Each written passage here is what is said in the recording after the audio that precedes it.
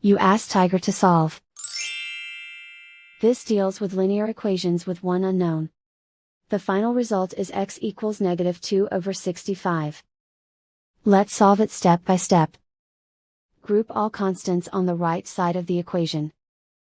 Subtract 8 from both sides. Group like terms. Simplify the arithmetic.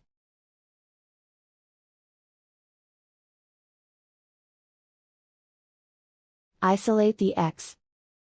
Divide both sides by -65.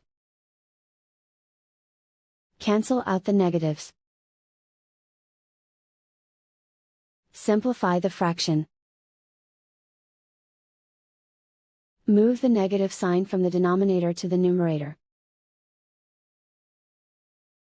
And so the final result is x equals -2/65.